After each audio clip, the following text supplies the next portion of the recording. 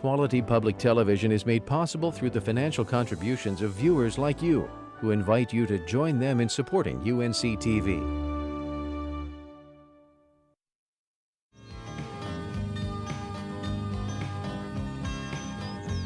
Welcome to Almanac Gardener, produced in association with the Cooperative Extension Service at North Carolina State University.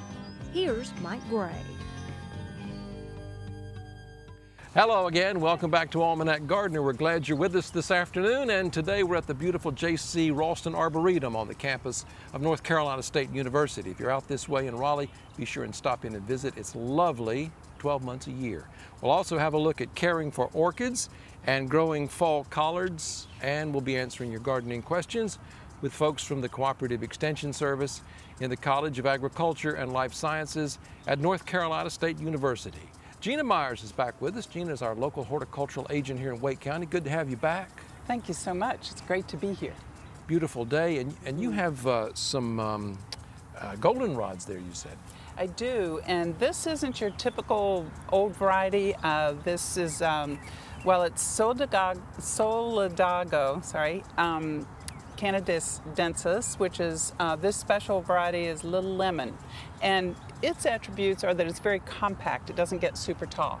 So you can depend on it for late summer, early fall blooms. And I'm really determined this year to improve my summer and fall garden. So I'm gonna go in and plant these in a cluster. I have 3 of them. Now, just know that they are not ragweed. You're not going to sneeze when they bloom? Absolutely not. Ragweed has a very lacy, ferny kind of leaf, and these are straight off the stem. So they look very different in actuality when you look, and these do not make you sneeze. Right, but they bloom the same time. So a lot of times people, this is what's vibrant and gorgeous and draws your attention, so you think that's what's making you sneeze, when actually it's this very subtle thing you don't even notice that's got the issues. And maybe even afraid to put them in your garden. But these are a perfect plant for your garden. The hummingbirds and bees love these. Long bloom time. Yes. Long bloom time. Yeah. Mm-hmm. Lucy Bradley's back with us. Lucy's our urban horticultural specialist at North Carolina State. Beautiful display of sedum there, Lucy. Aren't these gorgeous? This came in a flat, all already mixed with all these beautiful colors and textures, and you can plant this in your garden, or you could also turn it into a vertical garden. Like, I got this barnwood frame, and I think I can just put this up on the wall and frame it and have it be a vertical garden, and just take it down periodically to water it, put it back up. You can do it with this one that's already pre-planted, or you could go pick out your own textures and colors and make your own patterns in your frame. Very attractive. Scott Welburn's with us. Scott's our horticultural agent up in Forsyth and Winston-Salem. Good to have you back, Scott. Glad to be here today, Mike. Out here with you today, and beautiful day, absolutely beautiful. But you've been doing work with a unique impatient. Absolutely have. You know, as the director of the Arboretum over at Tanglewood Park in Forsyth County, we do a lot in full sun. We have some shade, but we love impatiens, and impatiens have had a lot of problems with downy mildew and some diseases, and the breeders have been hard at work, and they've got one called a sun patient. And you wouldn't plant this in the fall, but it's one you'd plant in the spring, but I think it's worth mentioning. It's resistant to downy mildew completely. It can take full sun, so it just takes in blasting heat, and they come in different sizes. This one gets about 2 feet squared, basically, and it can make a huge mass, all kinds of different colors, from orange to pink to red and white, you know, everything you could possibly want. So they're a great plant. Full sun is really something different for impatiens, isn't it? It is, absolutely. Most impatiens like a shady environment, but this one is a New Guinea impatient bred with a wild impatient, which created the plant that was really hardy and disease resistant in full sun. So it's a great plant. Yep. I will mention, we always like to encourage people to change out what they're planting each year, because one of the reasons we got disease problems is planting the same plant in the same spot each year. Yeah, so even rotation. though this is resistant, you want to trade it out. Let's get to some of the questions you folks have sent Almanac Gardener this week. Gina, here's one from Scott Bigelow down in Lumberton. He says, I have a well-established blackberry plant in partial sun in my yard. I manage the canes and cut out the ones that bear fruit, leaving new canes for the coming year. Every year the fruit ripens, it's tasty, but not all of it develops. And Scott sent us a photograph of his blackberry. What do you think about his plant? Well, looking at this photo, I don't see any obvious signs of disease. This can be caused by a number of things: fungi, viruses. It can be an abiotic factor like drought, fertilizer. There can be a number of different things like a pest the pollination can be lacking. So when I see something like that, I think the first thing I would do would be to make sure I've got plenty of pollinators in the area, bring in some flowers to encourage pollinators, and try to reduce stress as much as possible on the plant. If it continues, you might need to replace the plants. Lucy, from Christina Pusey in Raleigh, what's the best way to start seeds at home this time of year? Well, one of the biggest challenges that people have with starting seeds is having them dry out. They have teeny tiny little roots, and you want to make sure that you have even moisture all the time, so you don't want to flood them in the dry. And you can do that by making your own little mini greenhouse. If you start with sterile potting soil and you put your seeds in and then water it, let it drain, and then put a clear plastic bag over the top. I've stuck old little markers for plants in there to help hold the plastic off the seedlings. Put this in the shade, and it'll keep the soil moist, it keeps diseases out, and it takes care of the watering, so it's not as high a maintenance. And how long would it take to germinate? Just it a week or so? Depends a lot on what seeds you're growing. So be patient and watch the plant. You wouldn't want that in full sun, though. Exactly, that's a great point. I'm just watching it now. You can see it go. Yeah. So you want to do this in the shade. Thank you. Great way to start plants. Let's go over to around Chatham County now and visit a unique orchard gallery with Charlotte Glenn and Jeff Baldwin.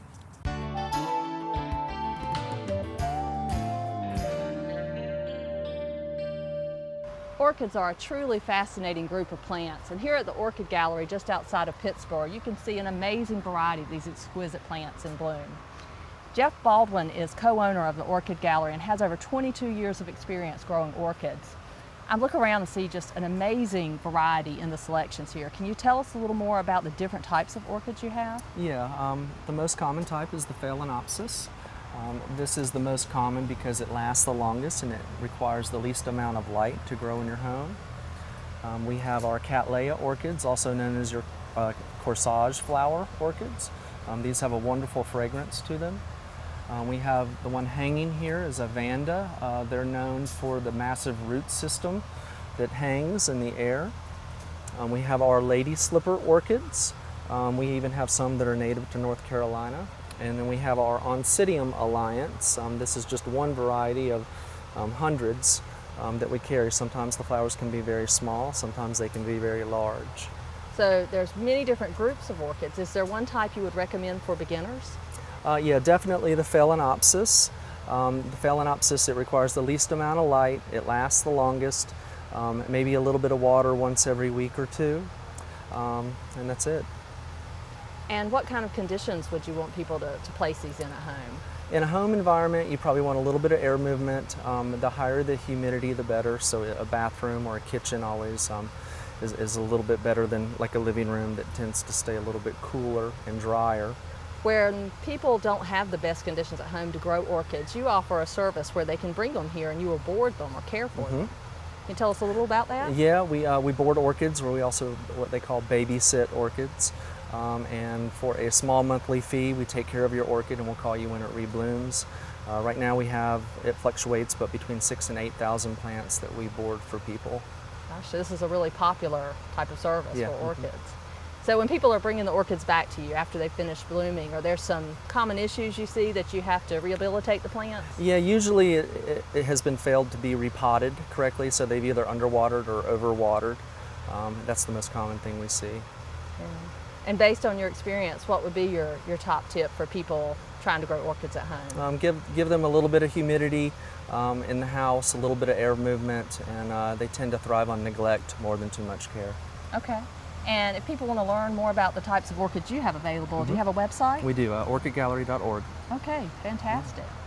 Thank you, Jeff. Yeah, you're welcome. And to learn more about caring for many different types of plants, visit your local cooperative extension office.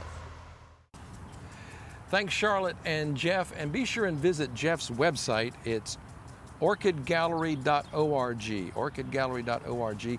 It's a wonderful site, and he does a great job of growing beautiful North Carolina orchids. If you're going to do a fall vegetable garden, I got it right here. You might like a copy of the Quick Reference Vegetable Guide from Cooperative Extension, an excellent resource. We'd be happy to send you a free copy. Here's how you can get one. It's box 7603 in Raleigh. The zip's 27695.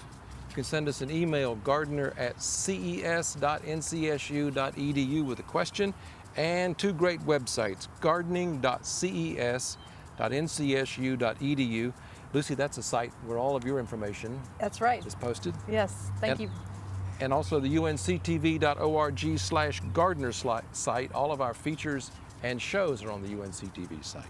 Scott, here's a question from Bath. Beautiful spot down on the coast. Edward Teach's former home.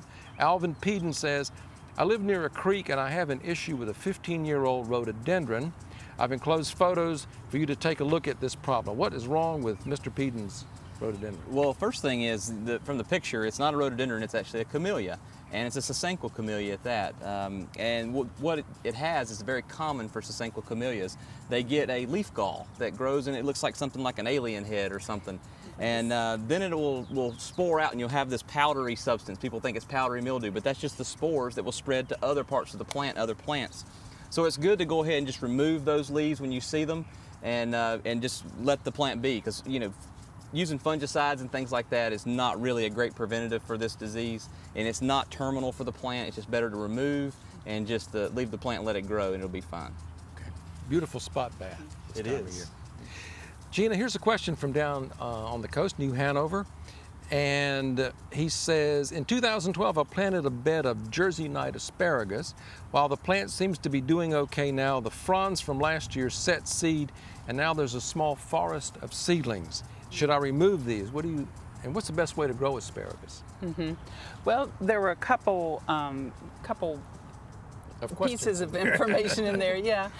This particular type of asparagus was bred to be sterile, so it's all male. Most of the crowns that you get will produce male stems, and so, but they don't do that 100%. So you might get a few female which produce the seed, and so they'll scatter and create small plants.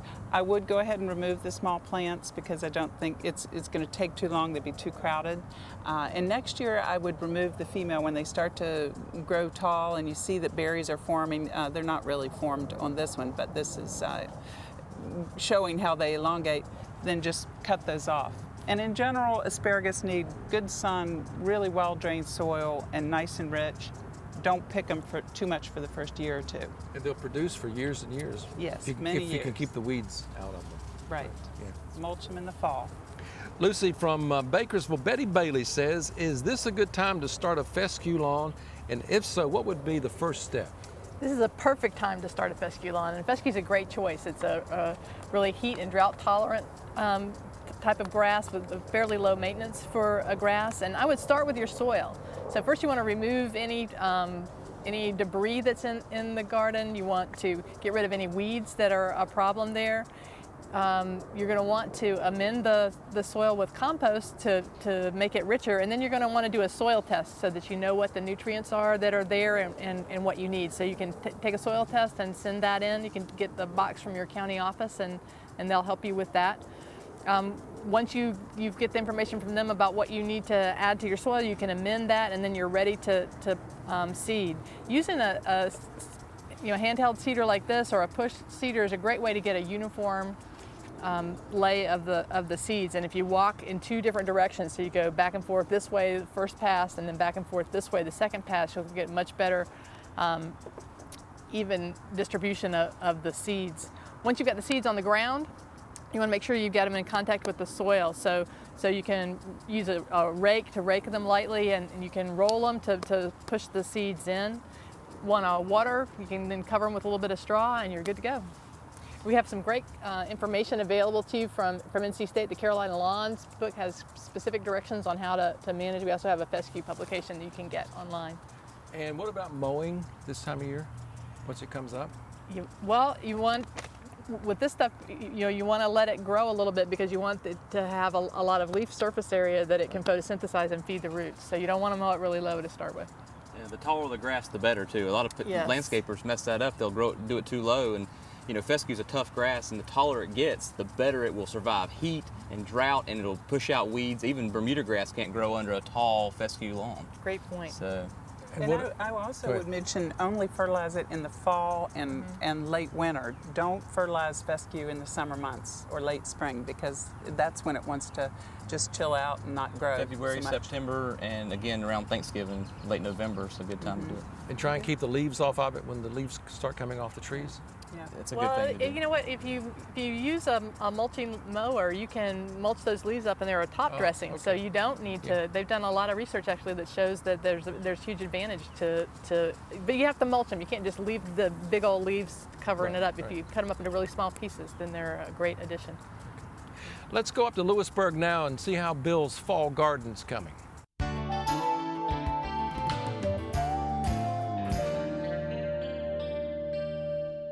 Collards are an iconic southern vegetable. If you say collards, you think about the South, but I've eaten them all over the world. I've eaten them in Malawi in southern Africa. I was served them in Kathmandu in Nepal, so they're really cosmopolitan. And they're a member of the cabbage family, and they will grow everywhere and anywhere.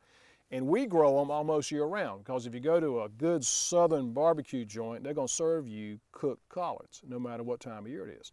Now, there are all sorts of ways to grow them. If you go to the grocery store, you're going to go in and you're going to find a bunch of little collards about this size, maybe 50 of them in a bunch with a rubber band around them. And the way they grow those is they just sow the seed out like a turnip patch. And they cut them off with a, really like a pair of scissors, and they bind them up like this, and you're ready to go. And this is nice because it's eminently edible. That small leaf is nice and tender. Now, the rest of us, like you and me and your average gardener, grow a single plant like this. And you know, then you can come in and you can start taking the leaves off from the bottom. You get at the bottom and you work your way up, and you get sort of big old, this one leaves kind of tired, but it's still edible. And you work your way up. And if you got somebody with a serious cabbage patch, you end up with this topiary, because they've harvested all the leaves, and all you got on the top is a little bud with 4 or 5 little leaves. That's a sign of a serious collard eater, is when they've got plants like that. Now, you grow them in the spring and the fall, and they do pretty well in the spring and do better in the fall. I like to grow my own plants from seed. You can grow vates and Georgia heading collards and cabbage collards, but I grow my own plants. I know what I'm getting, and when I'm ready to plant, they're ready too.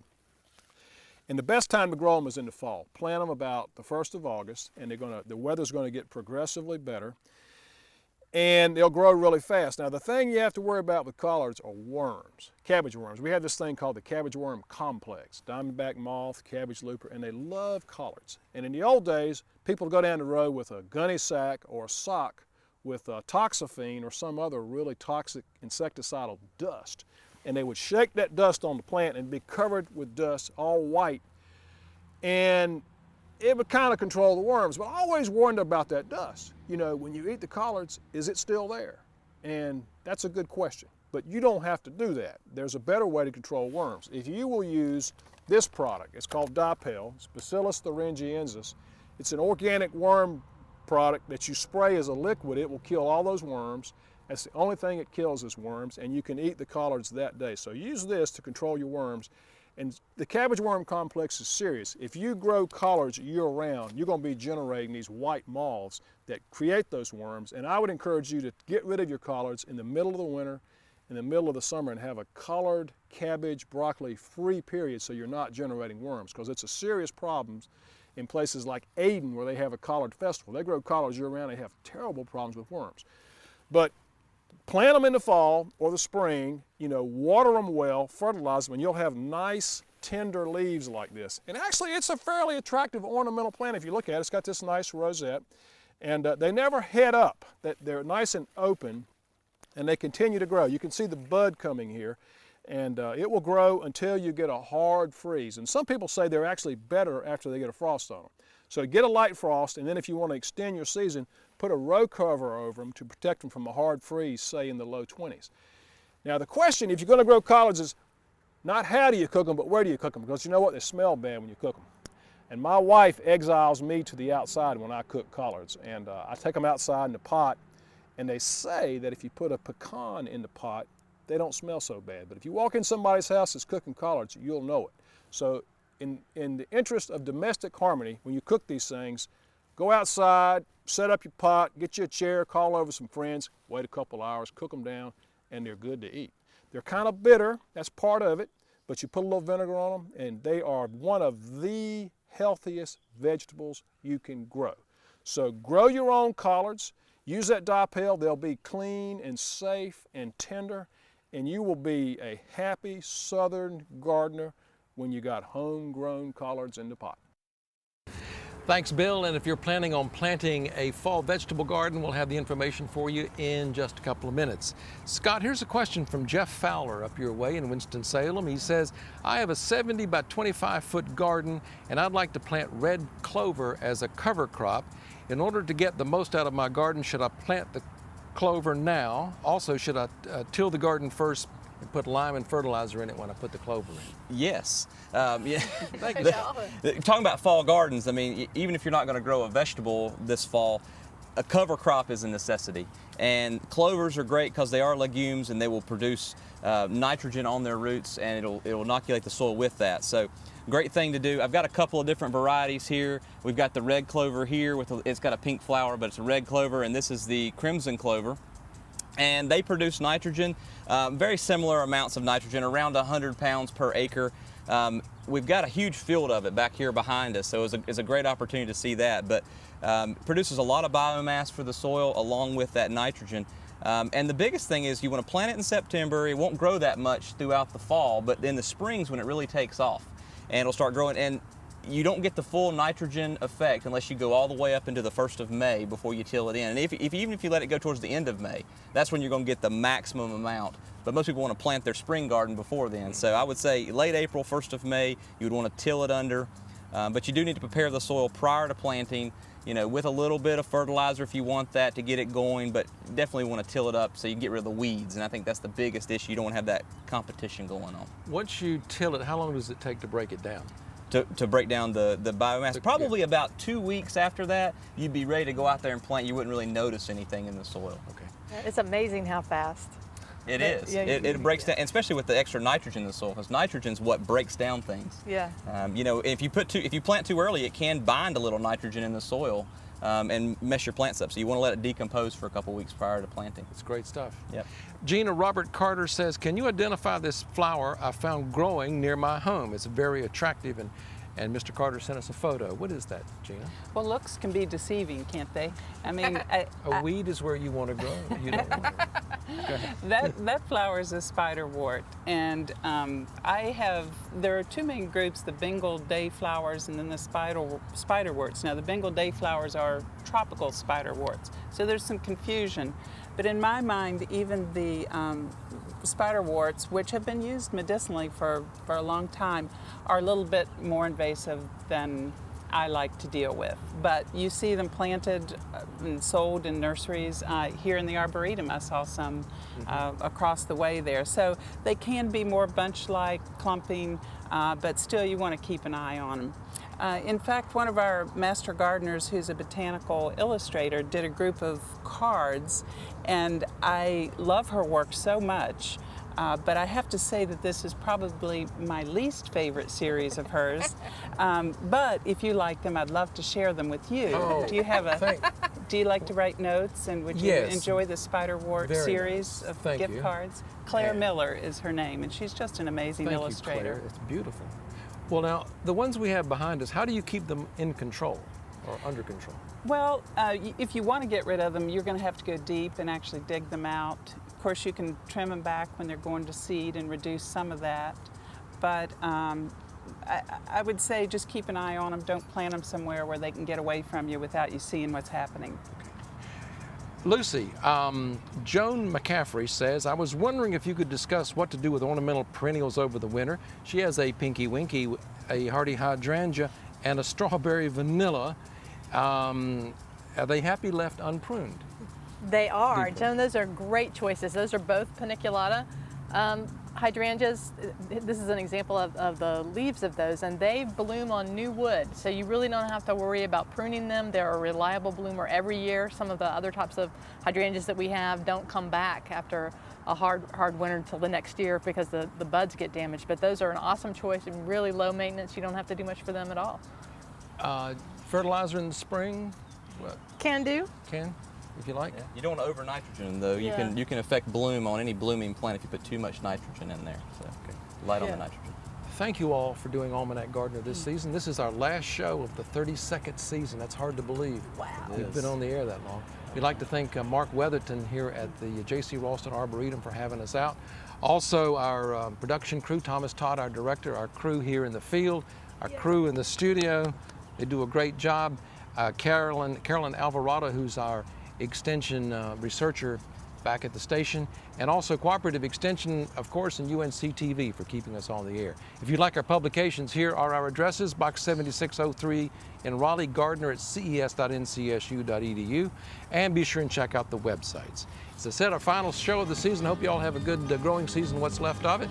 And with any luck, we'll see you next spring right here for another season of Almanac Gardener. I'm Mike Gray. So long.